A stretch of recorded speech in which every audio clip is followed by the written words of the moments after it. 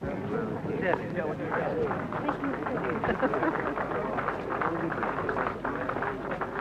4th of June at Eton. On this great day, the college presents itself to its own world as its own world likes best to think of it, as the preserve of the English ruling class and the source of most of their virtues. Its world is reminded that on these playing fields, the Battle of Waterloo was won by an unflappable upper crust, which has never ceased since then to maintain a rich supply of top people from the same mould. The bishops, the ambassadors, the generals, the Tory cabinets, the landed gentry, and other blessings.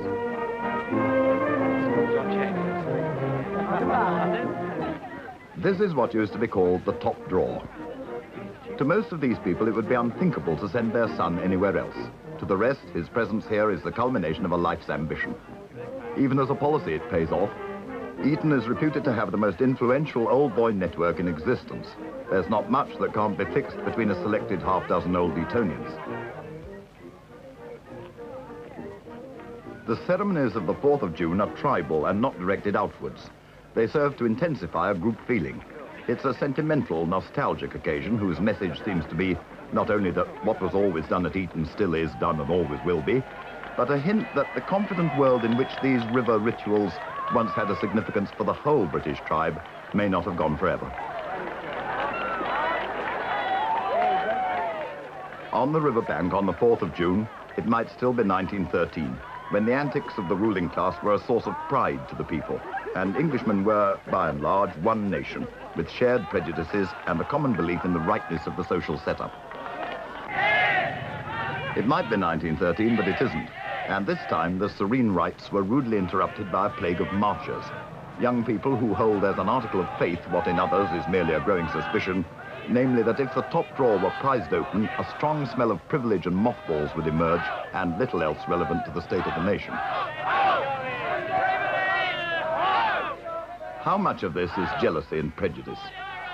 What in fact goes on at Eton in the course of a day?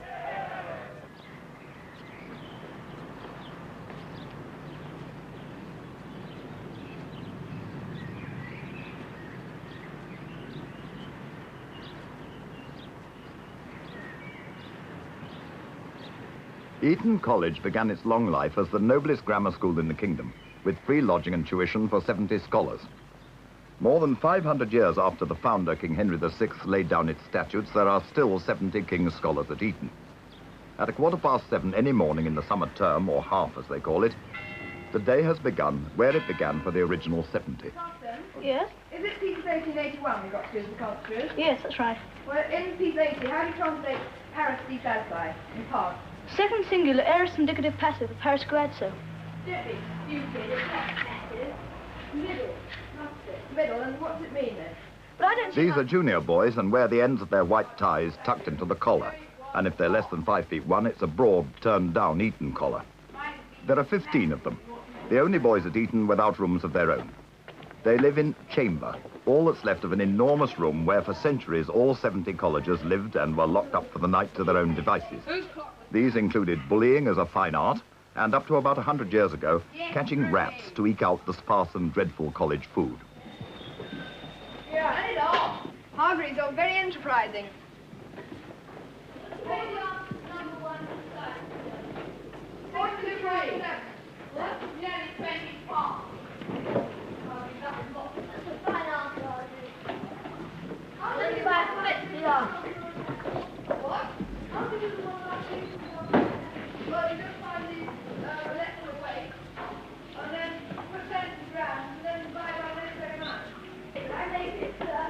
Collegers, who are called tugs, wear gowns.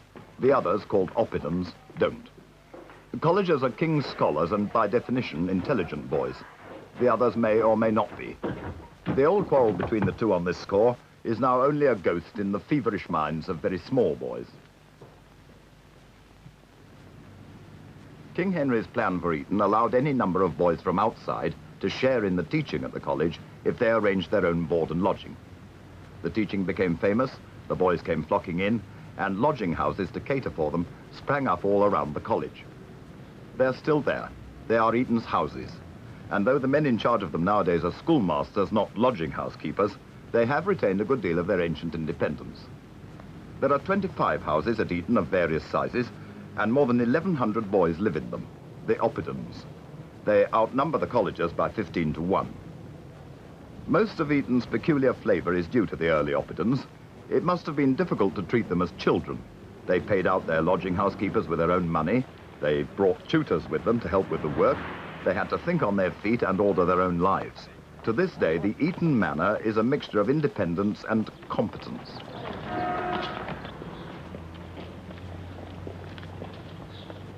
Even a quarter of an hour before early school, there's little sign of life. But however independent they may be at Eton, they have to be in their places by 7:25 for 45 minutes work before breakfast.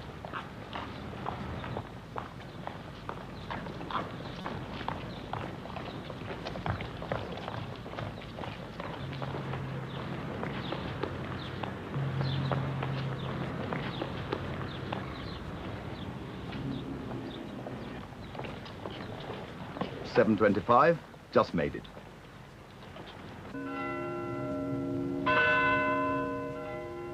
Will you take on from there? Meanwhile, the rural ditties were not mute. Tempered to the Eton flute, rough satyrs danced, and fawns with cloven heel. From the glad sound would not be absent long, and old Demetus loved to hear our song. Thank you. We want a little In all more its moderation. essentials, this class has been going on in lower school for 520 years. It gives a rather jerky effect, sort of staccato. Just smooth it out. Cooper? For we were nursed upon the self-same hill, fed the same flock by fountain, shade, and rill. Together both there the high lawns appeared, under the opening eyelids of the morn. We drove afield, and both together heard what time the grey fly winds her sultry horn.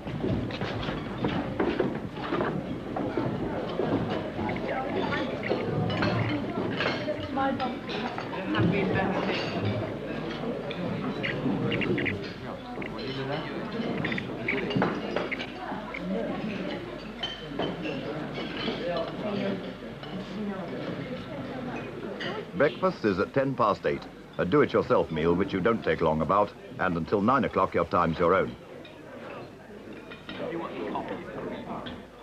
Except in some of the new houses, Eton interiors are apt to be pretty stark. One of the things you can do after breakfast is read all the newspapers in a sort of cellar.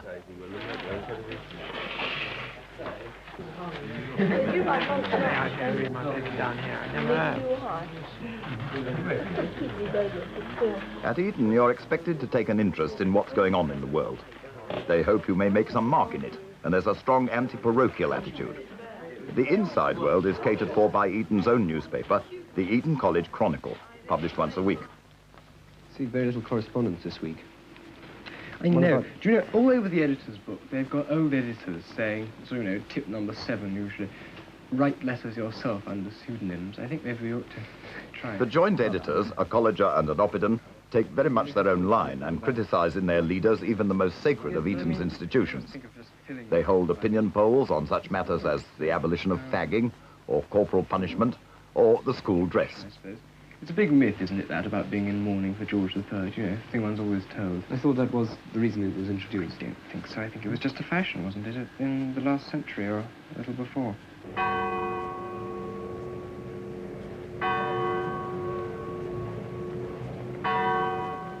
At 10:10, chapel.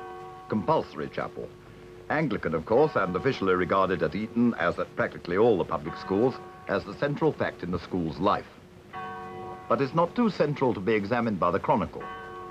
Nostalgic remembrances of college chapel on a warm summer's evening, the Chronicle says, are neither here nor there.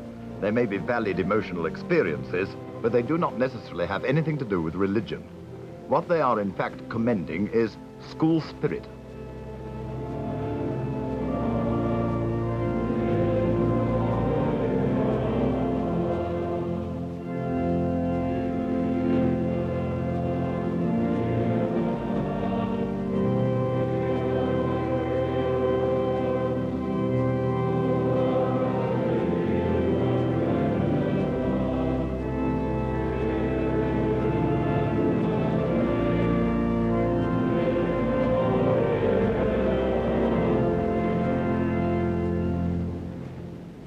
Let us pray.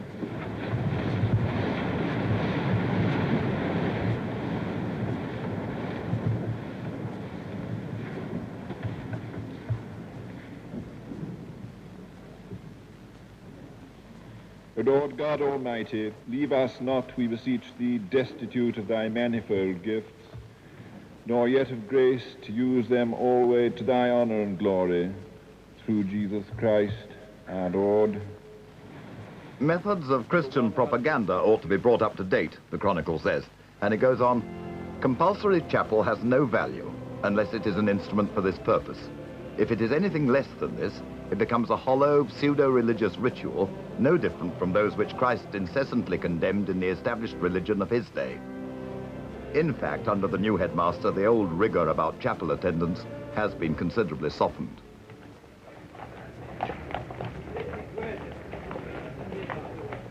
Eton's curriculum is in process of revision since the universities now require A-levels and won't accept the college's own examination.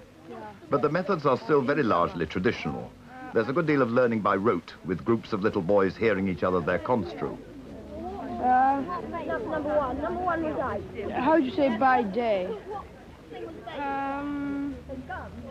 Dear. Cromwell faced three problems. The first was the problem of Ireland. Eton seems to be a sort of cross between a medieval university, where they accepted boys at 12 years old, and a comprehensive school. Comprehensive because Eton accepts all streams except the very lowest. It has never required a highly intellectual standard of entry. Its aim is to educate the whole man. To this end, it deploys a staff of the highest quality, a tutorial system which ensures that it can never be out of touch with the progress of any boy, and a unique tradition of personal freedom.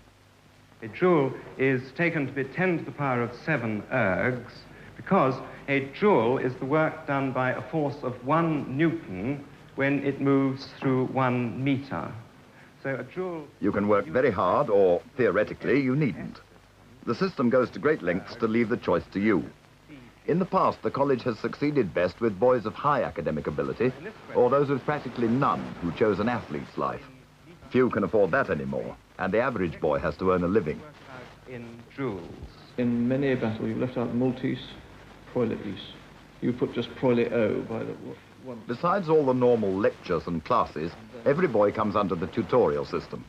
Junior boys meet their tutor in groups for what's called pupil room. And here he takes them for work of all kinds which they have been set by him or other masters. This is by no means the same as the mere supervision of prep, but active teaching. Prep at Eton is a boy's own affair and done in his own time. Jupiter with 1 P, please, in English. The Tyrian girl like a bull. In the guise of a bull would be a better translation for ut, as, literally as a bull, in the guise of a bull, right? She clung on to it, didn't she? Clung on to one thing and clung on to another, with her right, with her left. To cling on to it, right? And she feared the touch. Tactus, you know tango, tangere, tetigi, tactum? The noun. Plural there, if you scan it, you'll find it is tactus. Lowered his back beneath the waters. In order that you left out this word, very important. More strongly, literally. Well, you're rather wasting my time. The point of this is that you should write a good essay with some sensible material. Bring it back at 7:15 this evening, all right? With the gaps already corrected, if you can in green, so that we can see them. And then we can construct between ourselves a rather better essay as such. It's very vexing. I'm not really free that, but however, all right? Do better next time. For senior boys, the tutorial is an individual session. The system originated in the old days of the lodging houses when the oppidans brought their tutors with them. The old universities have the same system. Etonians have, in fact, been living undergraduates' lives for years before they reach the university. This French essay of yours. Quite a good introduction. Then we had tea or something. Quite a perceptive conclusion. Nothing to do with the introduction, of course, and the odd random point in between. Even different ink one sees. Forget this essay. The subject rather matters. What is a cultivated man? Starting at the beginning, I suppose. A man who is looking for something deeper in life than the business of eating and sleeping and working. Yes, one's bound to accept that, of course. But take a range of figures. Montaigne, Goethe, whoever they may be, haven't they got something in common which could lead you towards an appreciation of what the ideal cultivated man might be? Are you talking about these authors or the characters that they write about? Orchestra, well, both. Fair question. But of course both, because after all, they in their personal lives, good or bad, but always interesting, and also as creative artists and the fictional characters they create. Oh, One-Eye, but thou dost know, O Damon dear, this realm dismantled was, of Jove himself, and now reigns here, a very, very payjock. You might have rhymed. Oh, good Horatio, I'll take the ghost's word for £1,000. Didst perceive? Very well, my lord. Upon the talk of poisoning? I did very well note him. Then in come Rosencrantz and Guildenstern, and you see Hamlet's got his experiment successful. He knows now the king's done it and goes off into wild, exultant talk about it when really what ought he to be thinking of? Well, planning to kill the king. Yes, because the king's now warned and time will be short in which he can do it. There are out-of-school tutorials, too, called private business. These can be anything from Mozart on a gramophone to political arguments or reading from Shakespeare. One thing's obvious. Tutors at Eton are by no means idle. Eton looks more like a university town than a town with a school in it. The houses are scattered all over the place like colleges at Cambridge, and the boys spend a good deal of time in the street. This probably puts a fine edge on the Etonians' famous air of self-possession. Eton is full of tourists. Coach loads of them moving on from Windsor Castle up the Thames make a stop at Eton to photograph the boys in their quaint clothes. You grow an extra skin if you have to be at chimpanzee's tea party. The town has a population of about 2,000, and practically every one of them is in business with the school. Most of the shops are there because the school is, and many of them have been serving Etonians for generations. Besides the predictable sports shops, there are antique shops and a jeweller's for birthday presents, several sophisticated tailors, though school clothes are off the peg nowadays, and of course the shop that first springs to mind at school. At Eton it's called the sock shop.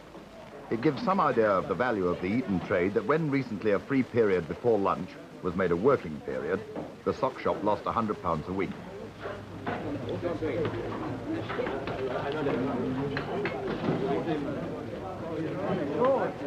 Can I take a wine gun, George? 2 packets of tea.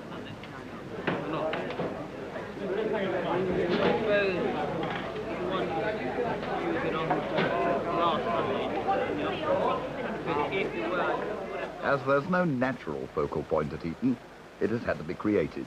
And at 5 minutes past 11 every morning, the school staff meets the headmaster in chambers. Staff common rooms don't exist at Eton, and this is the only opportunity the staff has to get together and discuss matters of common concern. There are 112 Eton masters, or beaks as they're called, and up to the last war, the charge against Eton was that it was too inbred. A very high proportion of its masters were old Etonians. It's a good indication of how far Eton has stirred from its Narcissus-like trance that now only 25 out of 112 went to Eton, and that for the first time in centuries, the headmaster himself was not there. At Eton, a housemaster is almost as independent as the president of a university college. But in 3 vital matters, the headmaster is paramount. He appoints the housemasters, he settles the curriculum, and he is the magistrate. Been in trouble. I found him in sixth school on Monday in my house when he should have been in school. Nigel's his modern tutor. What's he like normally? Has he been in the bill before? Rather, he hasn't. He hasn't been in the bill. He's a very good boy, working very well, and I think pleased for lenient. In his capacity as magistrate, the headmaster may receive at chambers 4 or 5 complaints against boys. The masters who make the complaints will consult with him, and the names of the offenders will go down on a list which is called the bill. The beaks leave chambers and become immersed in a sort of general scrimmage. This is the only chance in the day for a boy to be sure of meeting a master he wants to speak to. Indeed, anybody who has any business with authority is here outside chambers in the mid-morning break. This is, in fact, the only general point of convergence in Eton.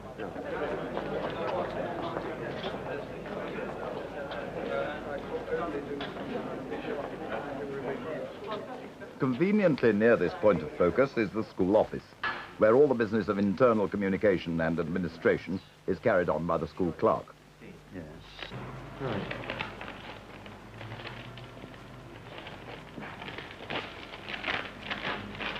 Those are the people for the bill. See you at 12:15.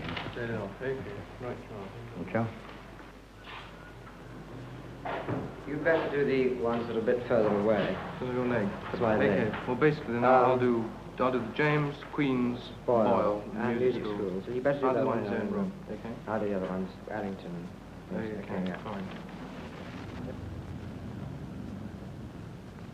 These two sixth formers, one an Eton and one a colleger, act as the headmaster's representatives for 1 week. They're called preposters. During their week of duty, they do no school work. What they're concerned with now is the bill, the list of boys who are summoned to see the headmaster. The preposters are very much aware that they're the chief magistrate's representatives. No knocking on doors. This road to this division, sir. You can see the headmaster at 12:15.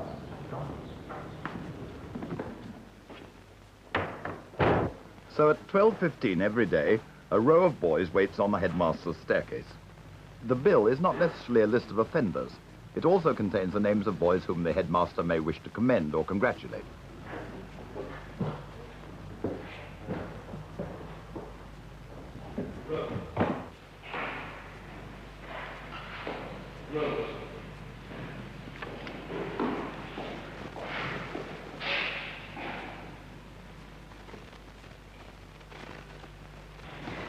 Now, Herald, you're complained of for missing the last school yesterday, the last school in the afternoon.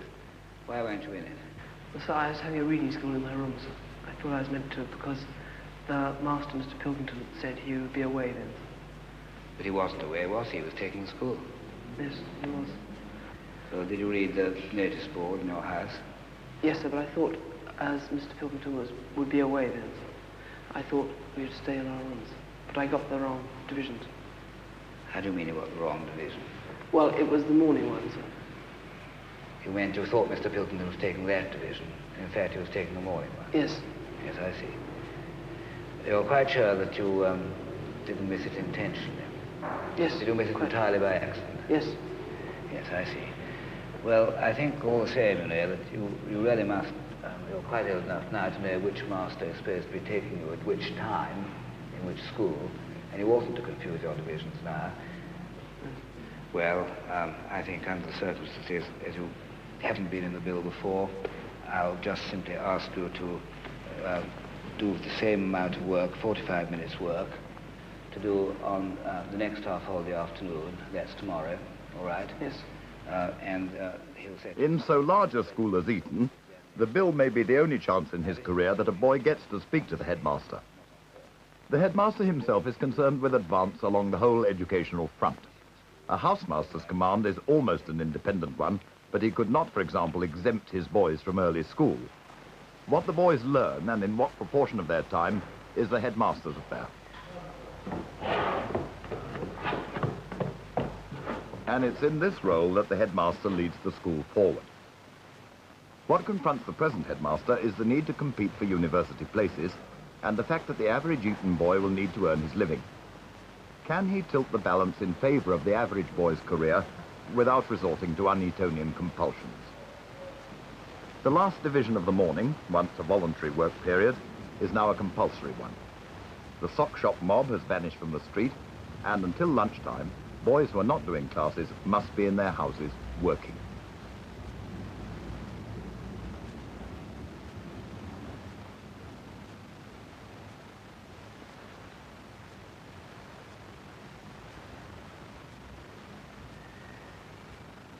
The boys' own rooms are fundamental to the Eton scheme of education. From the moment you enter the school, you have your own room to live in and to work in your own time. This is Eton's chief excellence. It takes the curse off the public school system. A boy with a room of his own is on his own. He is neither sustained nor intimidated by communal pressures, as are boys in other public schools who are always part of a crowd. This is why there's no such thing as an Eton type. If you can spot an Etonian, it's because he's so much his own man, even down to the decoration of his room.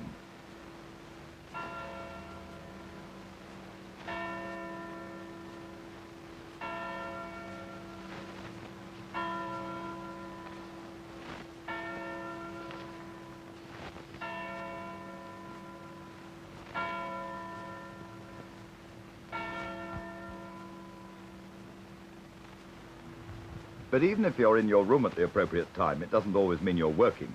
If a fag is pushed for time, he'll take it out of working hours.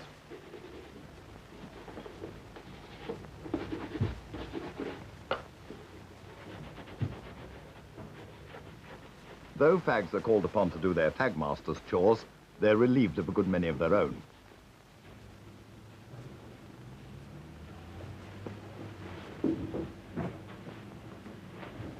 There are maids to make their beds and tidy up their rooms. But these maids and the whole domestic economy in a house are in the charge of what at Eton is called a dame. What stores do you want? Yes, I'd like a mop head. Yes. And dishcloth. Yes. Toilet rolls. Toilet Polish soap. toilet soap. Mm-hmm. Polish. And then what, is anything broken anywhere? And you, well, The wash in the library, yes, I've got that. The hinge on the cupboard door. Yes. Oh, yes, that piece of the cupboard. Yes. By the way, have they been to see The positions of both dame and housemaster have evolved from the lodging housekeepers of the old days. And the housemaster, known as the tutor, has an almost independent command. His boys are his in a very special sense, because he chooses them himself. A housemaster normally keeps his house for 16 years. Some 13 years before he gets it, the headmaster will tell him that he may begin to make his list. That is, a list of the boys he will accept in his house when he gets it. Whether your newborn son goes to Eton or not depends on persuading a master who is making up his list to take him. Houses vary very greatly, depending on the housemaster. If he's fond of rowing, for instance, the boys will be influenced to row. More important are his values, and these can range between a strict puritanism and a spirit of laissez-faire. It's the luck of the draw. To assist him in the administration of his house, the housemaster appoints a house captain, and together they select a committee of senior boys. These are known as his library. They sit with him at meals, and they're responsible for all matters of petty discipline and organization, and in consultation with him, the punishment of offenders in these minor categories. It costs £17 a week to keep your boy at Eton. The demand for places is enormous, and probably because their parents are more aware of this, 60% of the boys are old Etonian sons. They're entered at birth, even at conception, though this practice is strictly forbidden.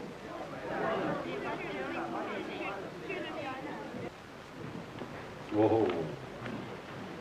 Very dismal. Get inside. Mr. Benham. Yes, sir. How many are you for this house, Peter? There's a very intricate system of order cards and tickets and markings, all in the nature of reports on the boy's progress or conduct. These can be made by any beak, and they all have to be shown by the boy to his house tutor. The house tutor's room, therefore, is a sort of clearinghouse for information about his boys. He can never be unaware of their problems. This showing up goes on every day immediately after boys' dinners. Francis, this is my nominee application form. Late as usual. Thank you.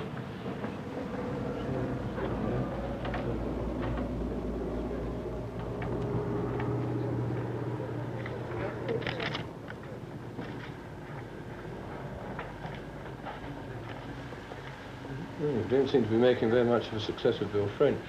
I think that's an improvement on last half, sir. You do? Yes, sir. It doesn't seem to think very highly of your prepared work. Well, no, it's only the essays, sir, the out-of-school work, sir. Yes, but do you think perhaps you're giving enough time for these essays? Well, I think so, yes, sir. When do you do them? Well, after 9 sometimes, sir. Well, I think probably you ought to devote a little bit more time, and then you might be more successful. Yes, sir. Right.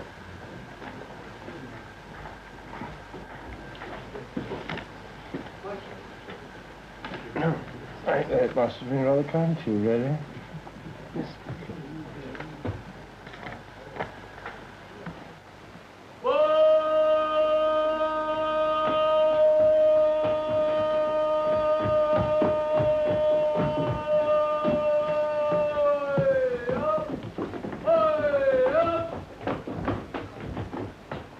Right, last, I want you to go down to Redlands, get half a dozen eggs, 2 tins of peaches, and a pound of sugar, please. Yes. Right, thank you. Okay, here you go.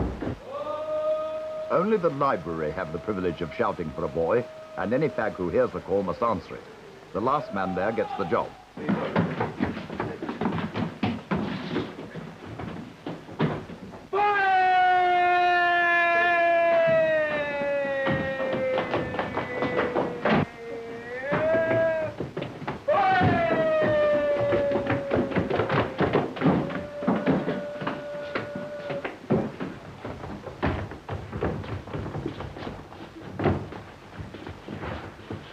to others go away, Horn. Horn, can you go around to Captain Bates, Mr. Coleridge's, and ask him if he wants Heaven Scott and Harvey to do raft duty, and if so, when? Boys at Eton can expect to spend their first year as fags. They make tea, act as waiters, tidy libraries, clean shoes, and generally run, fetch, and carry. The fags are the lowest layer in a society where rank and duty and privilege are strictly defined. The top layer consists of the captain of the house and the half-dozen members of library. The housemaster stands by at the top of this social structure as a consultant.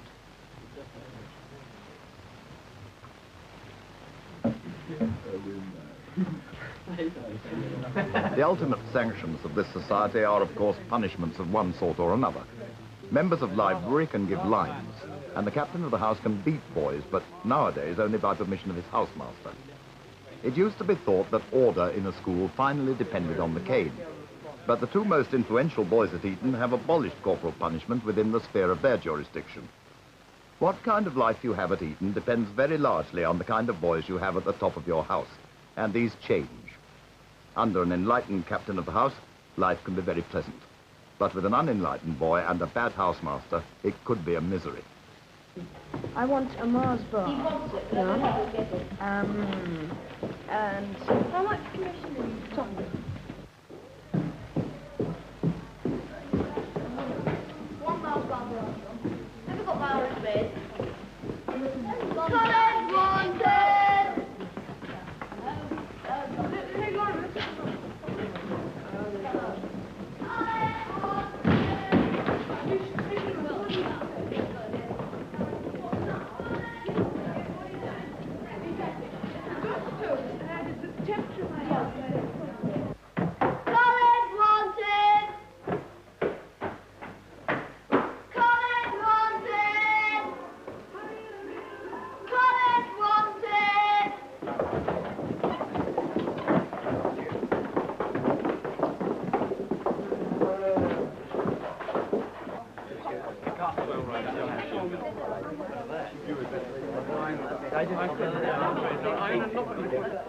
Hurry up, Coleridge, please.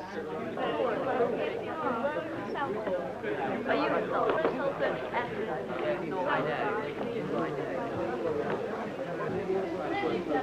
Quiet, please, Coleridge. Just one or two points of the kind which do occur this time of the half. Running down Sixth Form Passage is bad again. As you know very well, the floorboards which you run down Sixth Form Passage go straight through the Mastering College. And so every time anybody runs down outside there, he knows all about it. It's quite intolerable. And it's even worse for his housekeeper living underneath it. So there won't be any running down Sixth Form Passage. And Sixth Form and Liberty will give 50 lines on the spot for anybody they catch doing this. Another point, a rather more seasonal point bound up with the fine weather. You mustn't hang your bathing trunks out of your window for any purpose, especially to dry. The reason for this is that it's bad for the tourists. Now, Calman, I think you have... Yes, we thought somebody deserved his cap.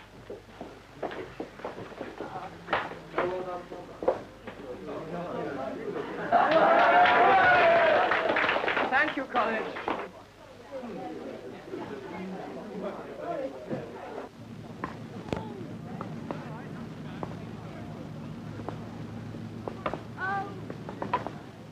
3 afternoons in a week are half holidays, and at Eton, games are regarded as a very important part of education.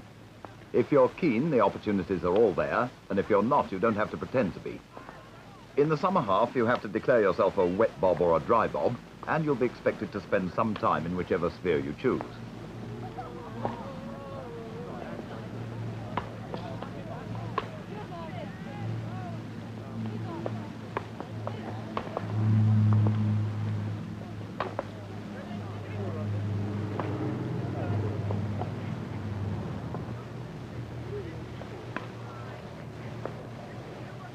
Eton has its own 2 incomprehensible games of football, the field game and the famous wall game. And though they do play rugby football and association in the Easter half, it's rather an amateurish sort of enterprise in the time left over from the Eton games. Of their comprehensible activities, cricket and rowing are what they do best.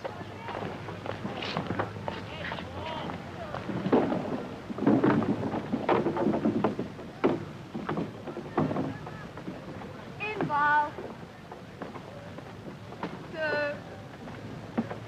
3, throw.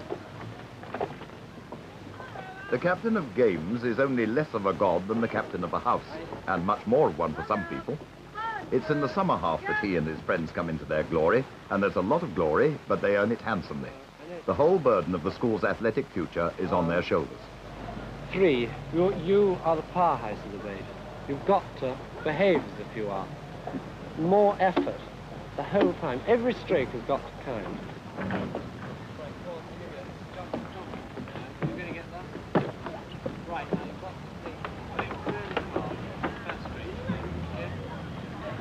Hard.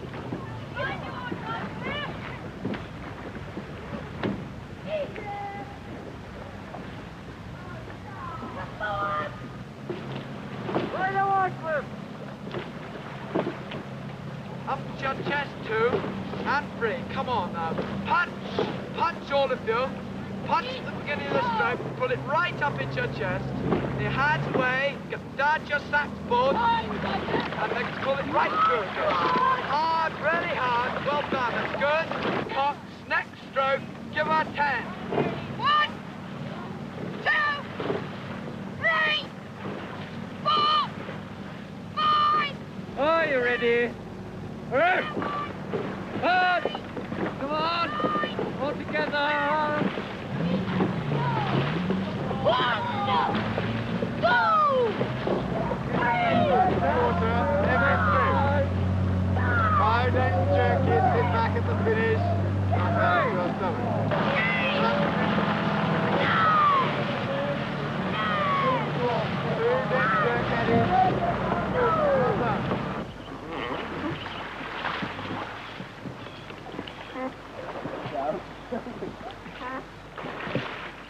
Going straight into the head.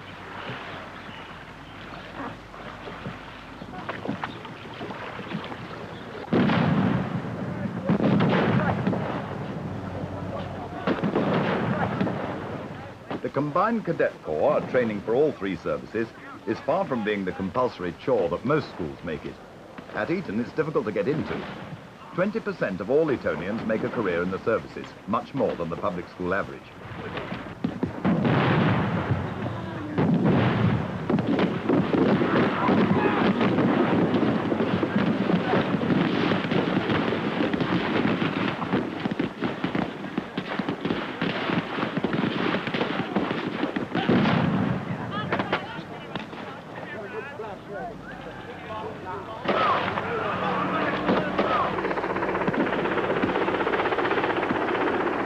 The Corps is taken very seriously, and there are 3 long exercises every half.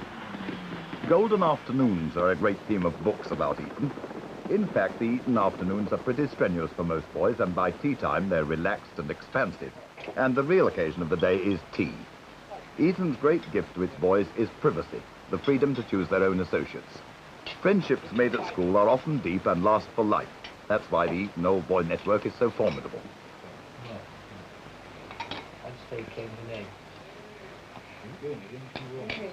Library has its fags in attendance, but the great merit of the Eton system of private rooms is that junior boys are not left out. Tea is a social occasion for them too. Messing together in 3s and 4s is an old established school custom. This tea is a very ordinary one of cornflakes and bread and butter and jam, but the occasion is no less expansive, and the conversation has the Eton quality of self-possession. Lines is a very effective punishment for most things, but I think that perhaps one ought to have corporal punishment as when there's something really rather more serious. Anyone who takes advantage of the system whereby corporal punishment isn't inflicted. If you think of another better punishment, so they're really serious. Okay, maybe it isn't better, but it's just wrong to inflict pain. Just what's the point? It doesn't do any good. No, it doesn't. 5 minutes in your own. Presumably the point of the punishment is to stop the chap doing it next time. Exactly. Well, and I would far rather. Depends on. You must admit that it depends. I mean, I'd far rather do lines than being beaten, because beaten beating me would... Although the conversation has been mainly about beating, it has not occurred to anyone to challenge the senior boys' right to this barbarous privilege. Few question their authority. I sometimes wonder whether the burden of demands made on a senior boy isn't almost intolerable. I think it's wonderful how they stand up to it. But the answer to your question, I think, is this. That one of the lessons most worth teaching to a young man is that the greater your power and privilege in life, the greater your obligations and the less your freedoms. Many people I know in positions of power and privilege haven't remembered this. We can all think of some. But in fact, this is the one worthwhile thing learning if you're going to be a big man ever. And you cannot teach this to a child, or to a boy, shall I say, to a young man, without giving them the authority and then trying to teach him the lesson. Well, what about the and strawberry? The president of POP. One talented old Etonian has declared that the effort of getting into POP deprived him of all further ambition in this world. POP is the Eton Society and one of the peaks of the Eton social structure. There are always exactly 20 boys in POP, and the society elects its own members. POP has taken on the maintenance of school discipline. As Eton is a collection of houses, it lacks any overall system of boys' authority at school level. POP has filled the gap, and in return is privileged to wear buttonholes, sponge-bag trousers, braided coats and fancy waistcoats, some of them with flowered silk. It is a summit of ambition. The great thing is the corps must find their own substitutes. The other thing is these jerseys, which are not being V-necked enough. In fact, they're not being V-necked at all. Try and sort of find people for a bit over that. This is in change. This is in change, yeah. What is the rule about sunglasses? Sunglasses are only allowed to be worn by coxes on the river. One of the charges levelled against Etonians is that they're arrogant. An example quoted against them is that in important inter-school cricket matches, it's quite likely that almost nobody will turn out to watch. In fact, it doesn't occur to an Etonian that there's any other reason for watching a match than the fact that it interests him. He has so many other things to do. A very old established sport at Eton is beagling. Come on then. Come on, wagon up, wagon up. Come on. Come on. Come on then. Yeah, fans.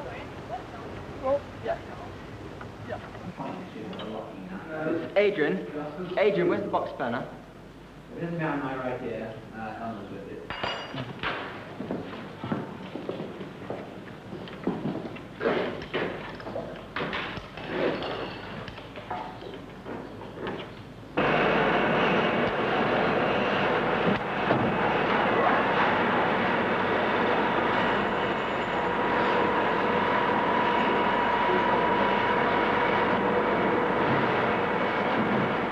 In the engineering workshops, you can build a car or mend a motorcycle, or you may prefer simply to turn out thousands of bottle tops for a local factory.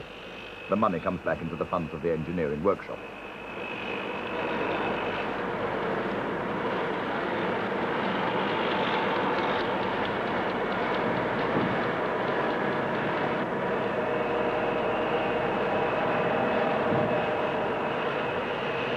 There's no end to the pursuits and enthusiasms of Eton boys, and no less than 60 societies exist to further their out-of-school interests. They range from the Aeronautical Society to the Viking Club, and take in on the way madrigals and magic, ornithology and stamp collecting, film-making and politics.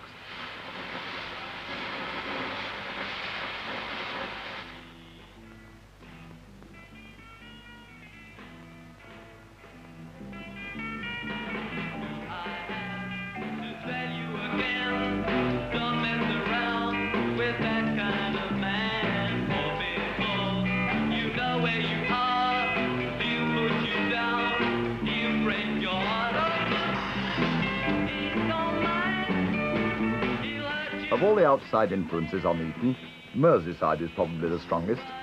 All young men are alienated from their fathers nowadays. At Eton, the gap must be at its widest. Social service is organised. Boys help in boys' clubs or wash dishes in hospitals or tend gardens for old people. When boys criticise these activities, and they do, it's from a Merseyside angle. It's a bogus relationship, they say, like the squire's wife taking soup to the poor. I think that there's been an enormous change. I think in the last few years, actually. I think it's probably something to do with the attempts of advertisers and other people to represent the sort of teenagers as a sort of separate, different world. But I think that one of the results of it is that it does make boys of the same age regard themselves as a group, and I think that the strength of the feeling of belonging to this group of young people with the same sort of interests and that kind of thing has done much to break down the old feeling of sort of social division.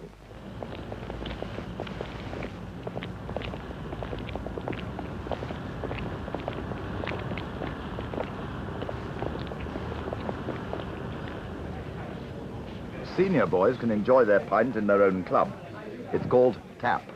They don't sell anything stronger than beer, and there's always such a crush in there and so few people serving that the drinks circulate rather slowly, perhaps by design. The idea behind Tap is that boys will certainly sneak off to drink somewhere. They might as well do it here. Perhaps the consciousness of sophistication as drinkers inspires a sophisticated line of talk. I think the trouble about Eton is nobody believes in anything. You can't believe in anything, for one thing. You can't make them believe in what you believe in. Most people are literally saying things that you don't I'm not saying I should believe in one particular thing. The thing is, I don't believe in anything. They're very English in that. And now at 9 o'clock of a summer evening, it's nearing the end of the Eton day. Lock-up was at 8. A great number of boys will have leave to pursue their interests in their various societies. The others will be working in their rooms. The housemaster is on his rounds. Good evening, Eddie. Did you get to this play last night at Queen's Age? Yes, I did, sir. What's it like? It's very good indeed. It's a nice enjoyable evening. You go up on the boat and they give you a very good meal when you get there. And it's very good playing for bargains. It is? Yes, it's very good, sir. Yes. Time has had a strange revenge on Eton. It began as a pious charity for poor scholars, and it's become the great social fetish of the English people. Its huge reputation as a status factory quite overshadows its real virtues as a school.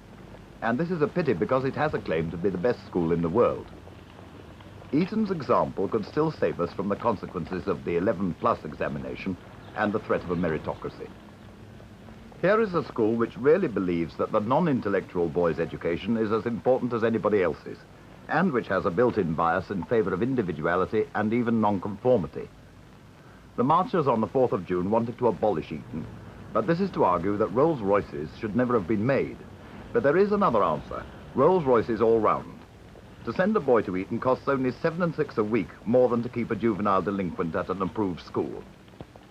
More education on the Eton model might help, available to everybody and free from the curse of status, the upper crust and all that. The whole of the Eton education and the slant of it is one which discourages parochialism and encourages a fairly wide concept of society as a whole, and therefore I think the boy finds it easy to consider himself belonging to this large, curious, in some way disintegrated, in some way highly integrated society of 1,200 young people. The other is something which I can only answer really by saying I'm frightfully sorry, but I mean, even this hit me when I came as a very new headmaster 5 terms ago. Eton is Eton, and there's nothing more to be said.